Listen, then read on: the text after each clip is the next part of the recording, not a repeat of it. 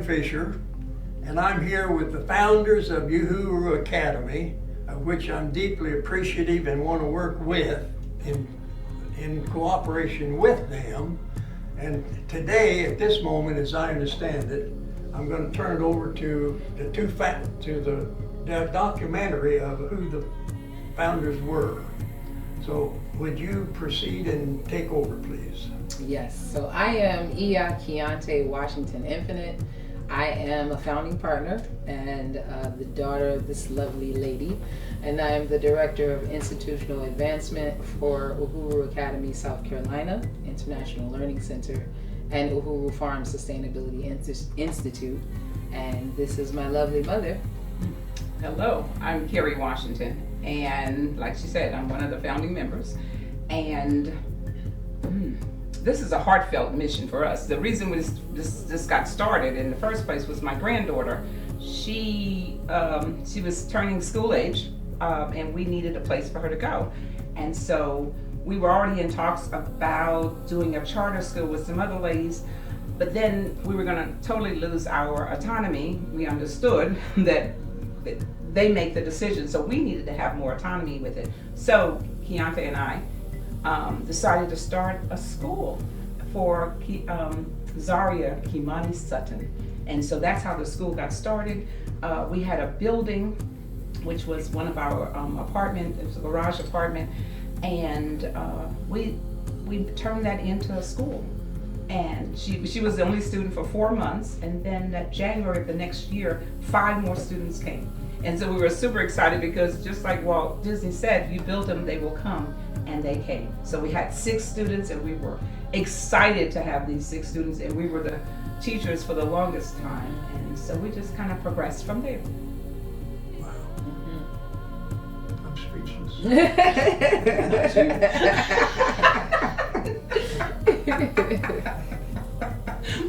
Not you, Dr. Fisher. Well, with that account,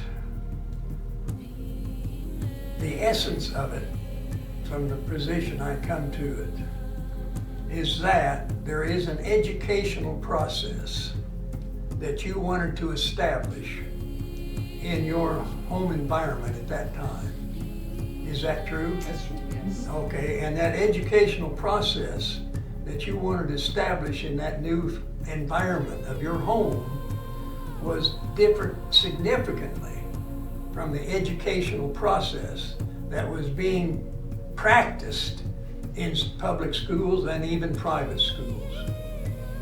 Is that, am I on? Absolutely. Is that a fair assessment? Yes. Okay, and then the educational process that you were planning, imagining to be practicing in your home, you started with 1 student, but it grew to more. That one thing that's different between what was done in public schools and what has grown to be done at this site right now, one thing that's different, would you say, with me, that what's done on inside the building here, this school building, has been planned accordingly for that students and the teachers to go outside the school building and onto the school grounds and get involved educatively with plants and animals. Yes. Is that a fair assessment? Mm-hmm. Okay, and that's where I come in, because I'm a philosopher of educology, and educology means knowledge about education. And notice I said we have emphasized on a kind of knowledge called tacit knowledge. And that tacit knowledge you had, from my perspective, was the knowledge you used to get from point A to point B where you are now, through a long process. And you've got a perfect educational process going on here that should be replicated in all democracies in all the world. We give thanks to the Most High. Yeah. Yeah, I mean, this speaks to, we've been saying classrooms with permeable walls. Yes. And just this notion that wherever we are, we're learning. Yes. So the purchase of these grounds in 2019 sparked so much as far as the permeable classrooms with permeable walls, but also just getting into nature and seeing nature as the source of our strength, of our resilience, just you name it. So the purchase of these grounds meant sovereignty for us because it spoke to growing your own food. It spoke to having that child that maybe is a more of a kinesthetic learner that needs to be up. And let's have class outside, and just see how they behave. And the nutrition, I'll let my mother speak to the nutrition piece, but that's been an evolution because we're growing our own food. Yes. Yeah, the nutrition part is a big deal for me because there's so many studies that if the children, because of all the dyes and all the stuff that's in the food, is causing the children to behave in a certain way. Yeah, sure. So I came from the stance, if I feed them right, they will act right. Yeah. At least they'll act better. And so, so we went plant-based. I don't know, a number of years ago we started doing plant-based, and it's been working for the most part. They do much better. There's no big peaks where we just gave them something sugary and they just started jumping off the wall. So, and then recent years we've had them starting to cook their own foods. So they come in the kitchen and they cook and with instructions from us, and they learn what's in the foods. They get to read ingredients, so they'll know what's this red dye, what's this blue, what is all this stuff, what is it doing to us? So because most of us have Google or whatever, some source we can just ask questions about. Like, what's in this food? What does this cost? So they get to have that experience. So it's not, and I tell them all the time, don't just take my words. Because here you guys, most of you have devices. You can ask them the device. Use AI for what you need it for. Ask the questions, what is in this food that could cause my brain to do all kinds of crazy things? When they tell me to sit down, I can't sit. I can't sit because I'm all hyped up. Wired up. Yeah. So what we do in the kitchen is so important for what's happening in the classroom because it's going to have you acting like you're an insane person. You're saying you're not crazy. And so when we get children who've been in the system, they come to us. It's an adjustment period because they're not used to this kind of food. Because it's not processed. Everything is cooked here. We cook in this kitchen every single day, just so that we care that much about these children, that we care about what they put in their mouths. So nutrition is it's top of our list of what we do, other than going outside and giving them the basic. It's easy to satisfy the state requirement. That's the easy part. There's all this other stuff we're doing. All the other stuff as far as nutrition, going in the garden, planting your own food, and that's major. I was with a group called Pharmacist. I love, Bonita is the founder of that group, but she tasked us to grow something. After you learn, go home and grow something. And then when we got this land, I tasked children, you're gonna grow something. Come on. If you can feed yourself, that's half the battle right there. If you can, you know where your food's coming from. So we get them out in the garden, they grow something, and then they harvest something and they bring it to the kitchen and we cook it. Either I cook it or they cook it. So that is my pet peeve. I guess you guys can tell. It is. And it is becoming more of my pet peeve. Good. But may I add something to that pet peeve? With investigating the meaning of the word nutrition, and the nutrition that you reference directly is a form of what I know as biological nutrition, i.e. physical food being grown and ingested and turned into energy, and then that makes the body move well. That's a literal meaning of nutrition. A more metaphorical though, the culture in which you are doing it here, with the people and the way you talk and the way you act and communicate with each other. That's nutritious in another sense. Absolutely. And that is the more educated, all of that's all part of the educating process as far as I'm concerned. It is. Yes. Food for the soul. Food for the soul. When we think of a cultural education, Yes. we are Gullah Geechee. From the Low Country, Charleston. Whoop, whoop. Yeah. And so Dr. Marimba Ani speaks of, she is an anthropologist, a revered scholar, and mama to us, but Dr. Marimba Ani speaks to culture being our immune system. Yeah. And so especially... Your immune system? Yes, Okay, especially being Gullah Geechee, being African descendants, Yes. being all of these things that Yeah. speak to a very rich natural intelligence. Yes. In the age of artificial intelligence, it's like, how do you maintain that balance? Yeah. You reach deep within your soul to find that tacit knowledge that you didn't even know. you couldn't bring it to the forefront with words, but you feel it. Yeah, and you bring it forth with your actions, Exactly. doing the kitchen talk and the talking and the movements, etc. Exactly. Yeah. So it's good to be in this space. It's good to be in this space and to tap into those knowledge. And I remember years ago we did a dance, because we do African dance. We did this dance and we started off with "I feel the spirit." I feel the spirit moving inside of me. I feel like I was just singing. I feel the spirit. I feel the spirit. I feel the spirit. I feel the, what is it doing? Moving in my soul. Moving in my soul. So that's a whole thing for us. Yes, it is. It's just the spirit that moves and directs. And if you look around, you see the pictures and everything you see about us is the spirit moving. It's not someone. It's not in a manual. What we're doing here is not in anybody's manual. It's the spirit inside of us that's moving and saying, "This is what we need to do. Pull this back from your grandma. This is how your grandma them did it. This is what they fed you. They did not run to the grocery store. I think my grandma used to go to the store like once a month. Once a month to get something. And she sure didn't go to fast food and pick up anything.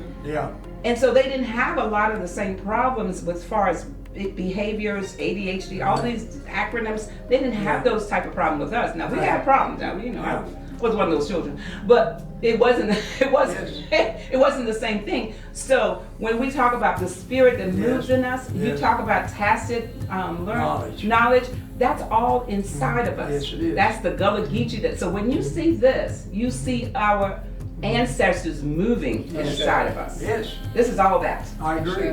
So the yard, my grandparents had chickens. We've got chickens. They had a garden. We've got a garden. We're teaching the children about. If you can't do anything else, feed yourself, baby. Yes. You know what I'm saying? I do. So if you can feed yourself, you've got part of it taken care of. If you know what to do with these hands, that's another part of it. It's a whole big another part. That's a whole nother part. So we teach them. We've had so many different classes on how to build different things, how to wire, how to do ceramic, all types of solar things. panels. Solar panels. Rico saw that one. So we have all types of hands-on things that they can put their hands on. Yes. Hands-on, minds on. Hands-on, minds on. Yes. Yes. So I think that's what sets us apart from the other educational system, because we're going to do the basic stuff. We're definitely going to fulfill the basics of what the curriculums are for the what is it? Not the curriculums, state standards. The state standards. We're going to definitely do that, but we're going to add so much more. Yes. Because we are Marva Collins literaries, and so Marva Collins spoke to famed educator. She spoke to the importance of reading, and through this quote, readers are leaders and thinkers succeed. And so this whole notion of hands-on, minds-on is I can turn your mind on if I can show you what to do with these. If you can show them, and to be able to show them, you have to have a place for them to put their hands and minds on. That's not typically in any public school, private school, educational process anywhere. Right. That's a singularity kind of thing. Would you agree? I would agree. Yeah. And I would also input that the land is the basis for it. The land is the basis. The land is the basis. Yeah. Land-based learning. I Land-based learning. have to get that. Land-based. The land ain't going nowhere. For sure. Okay, well now then, the word sovereignty was offered here, and to be sovereign means to be self-governed. For sure. All right? And to be self-governed in this case meant, though, to be self-governed, but not to the exclusion of others who are being in your domain. No, you're not trying to be individualist or isolationist, Right. but be self-governed. Now, why I bring that up is to ask this question. And the question I want to ask is this notion of sovereignty, self-governing with the hands and minds on, and et cetera, all the practices that's going on in here. And then alluding to that spirit. And of course, what was demonstrated here excellently was an African American spirit, right? Okay, well, could another spirit from another cultural group also bring forth such a thing? Absolutely. Would you speak on that? Yes, so Good question. one, we are global citizens first and foremost. We are. At Uhuru Academy, Yeah. we are global citizens. Yes, We you are. speak Okay. to, yes. Yeah, so I love what you said about an African American spirit. Yes. You saw the demonstration of Yes. that. I would offer that what you saw was the demonstration of a global spirit. Okay. And the reason for it, Yeah. reason for that distinction, Yeah. O mundo é minha casa. The world is my home. Yes, it is. The children say every morning, they're asked the question by another youth, where are you from? Yeah. They respond, the world is my home, liberation is my song. You can't steer me wrong, I'm global to the bone. Birth is not the beginning and death is not the end. Yes. I am because we are, together we are winning. And so to your question, can another person, and I don't know if you were speaking specifically to can they come to Uhuru and be their full selves, or can they replicate this wherever they are? Which one? Either one. Take one. Take Both. Which one? Both. Yeah. And the reason, I think evidence is here with you, sitting with us. Yeah. Dr. Fisher has come and been a judge at many of our science fairs. He is an advisor on so many fronts, especially with this conversation of natural intelligence and artificial intelligence. So there's that. But two, we are a community-based school, meaning to say we are strengthened by the community. Yeah. We pour into the community that pours into us. Yeah. And that form of ally comes in many forms. Yes. It doesn't just look like us. Yes. The second piece to that conversation is, can this happen elsewhere? Yeah. Yes. Because why? The basis is land. The basis is if you connect to the land and are a good steward of the land, and by virtue of that you see all children in your purview as your children. Yeah. You see all women and men in that arrangement as your family. Yeah. There's this collective desire to look after each other, Yes. to like I said, be a good steward of the Yeah. land, and Yeah. it'll be a good steward of you, right? It will pour Yeah. back into you, and that land-based learning can happen wherever there is land, wherever there are people who are desiring that type of communal interdependency. And with the introduction of the word desire, if I'd modify it a little, who have that same spirit? Who you're asking me? Who have that same I'm spirit? intentionally, I made a statement and looking to see what's Okay. going to happen. Let me hear it again. I say, you introduced the word desire. Who had that same desire? And I Who just have took- yes? took the People who word- have that same desire spirit. and the same spirit. Yeah. And that same spirit can exist in various shapes and Oh, colors yes. of human beings. Oh yes. Yeah. Even Except for- speaking. but it doesn't always exist in humans with various colors and skin shapes. For sure. And Doesn't. it also doesn't in various members of the same shade. Right. Right? I mean, Can we speak anthropologically about that? yes. I'll speak for the white folks. For They're sure. there. I'll speak for the heavily melanated. It ain't there. Yes, yes. Yeah. Well, that's important, it seems to me, and but what remains constant in that, when the Spirit is operative and working as it has here through the Spirit that you've already got, then very similar physical things begin to appear. It does. They would be very similar. For Things sure. would happen For sure. with the same Spirit. Yes. But without that Spirit, those physical things ain't gonna rise right. Agreed. It might, huh? Agreed. Yes. One example that is Yes. a new addition to the property. We have a fruit orchard, Yes. and we have apples growing on the tree now. Where is the orchard? It is right up Right there. out there. And I say up there, it's kind of all around because there's Yeah, fig it's trees fig, on the Now, do side. you guys rent it or own it or what? It's We ours. planted them. We Oh, planted it. you Yeah. own the land? Yeah. Oh, okay. Well, see, I'm learning how. Yeah. Yeah. You landlords. Yeah.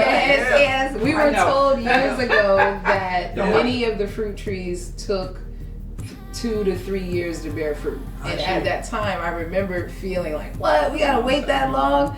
And so to see these apples, it's the Yes. same feeling that I feel when I see. We just had some of our young ones graduate who are Uhuru alumni. Yeah. And they came to us when they were in the 3rd grade, Yes. 4th grade, 2nd grade. Yes. So it's that same feeling of Yes. a continuum. Yes, it is. Yeah. That continuum. Mm-hmm. And the physical appearance of that continuum, though, is contingent on that thing called spirit.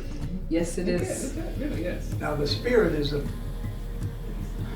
word that's operative in a lot of different ways. It functions ambiguously, systematically. Mm-hmm. And with that said, with that ambiguity that I'm well aware of, and then asking you, how did you get that spirit? Were you born with it? Yes. Well, that's the easy So- way out. Well, this is what I'll say. Yeah, you're Seriously. born with it. I was so born no with big it. deal. What, this is what I will say Oh, though. come on. There are some beings that are a bit more clairvoyant, clairsentient, clairaudient than others. Just a heightened sensitivity for sound, noise, smells, that sort of thing. Yeah. So I already had that, but what I also was blessed with is a mother who There we go. she was so in tune with the spirit. The spirit. Yeah. Her mother was so in tune There. with the spirit. Yeah. Her grandmother, There's the was, spirit. right? It There's It the was spirit. continuum through the culture. Yes, Yeah. because I actually wasn't raised on land, Yeah. right? My father was in the military. We traveled around a lot. I was born in Yeah. Germany. My mother, however, Yeah. was raised on the land, Mhm. and she too was removed. I'll let her tell that story, but she too was removed from it, but still that tacit knowledge was Yes. within her, and Yes. she Can we say tacit, passed not it. and or spirit? and Let or those words spirit. I like function that. synonymously? I like that. The Yeah. spirit was in her, Yeah. and she made sure we got it in Yeah. us.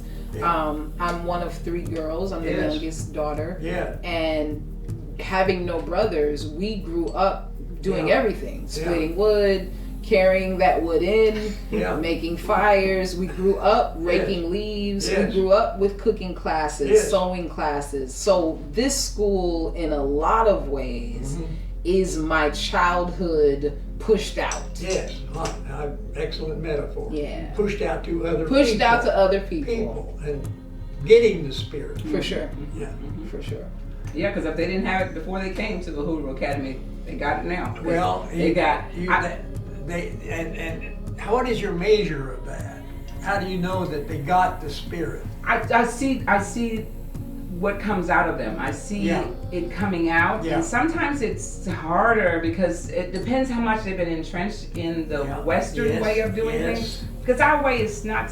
It's Western, but it's not so Western. Yeah, I we have understand. even though we have access to all of that that's in the world, Yeah. we choose not to partake in all of that. Yes. Yes. So that's how when I hear and see that, that's when I know Yes. they're catching it. They're catching Yeah. it. They're Yes. getting the spirit of it all. So it manifests itself in physical behavior of the children, including body movement and facial gestures, Sure. and how they decorate their bodies sometimes, right? And also just what they say no to. What they say no to and what they say no yes to. Yeah. That there are, especially around nutrition, to Yes. watch young children be around their peers who Yeah. are not a part of Uhuru Academy, and they question, hey, do you know the ingredients in that? Oh The no, kid I don't. asks the other. Yes, Yeah. and they'll say, oh, there's red number 5 in that. That's an And then- indicator right there. For sure. Yeah. For sure. Something, yeah. Yeah. And that frequently happens. Mm-hmm. Yeah. Yes. Our little 5-year-old, she said she was the youngest, but we actually adopted another That's child. true. So she's Yes. the youngest. Yes. So, but she'll say, "Oh, that's too sweet. I'm not gonna get that. I'll make my own." She makes her Yes. own lemonade. She does her own thing because she sees it all Yes. the time. Yes. So we just want to be that environment for Yes. the children. Yes. We want them to see that in us. Sure. So we lead by example. Yes, And and by example means you physically move your mouth and your body and talk and arrange for things for them to get in. You're the owner of the property, so you do with it what you want to do. Yes. And nobody can mess with you. And that's why you need Self-governing. autonomy. That's why we need autonomy, because that's why we didn't do the charter, because we didn't have the autonomy to do that. Right. Because We don't like being told what to do. No, we don't. And it's back to the spirit. Wow. We don't like being told what to do because ultimately my spirit is going My to lead spirit me is, in the direction that's going to be the greatest benefit, not just for me, but for others as well. And that's the God in us. That's the God in us that leads us. And we just lean on that. We lean on the Sure. God inside of us Yeah. versus going outside of us and saying, Yeah. please tell me what to do. Please tell. No, the Spirit's going to tell me. Spirit knows. Yeah. And so it helps us to guide ourselves in that direction versus Yeah. being led by someone on the outside. Well, sure, and that's what we're meaning by the meaning of the word spirit. We're using it, that tacit knowledge of my synonymy Yes. is what it is, and I choose to do that because I've got the word knowledge in it for the philosophy purpose later. All right, but you alluded to something there, Carrie. So I emphasize the word property, and this land, you own it, and it's your property. It belongs to you, and you chose to use it in a certain way. All right. Contrary to a way a property is used many times here in the Western world in the United States. The Western world includes the United States and Europe.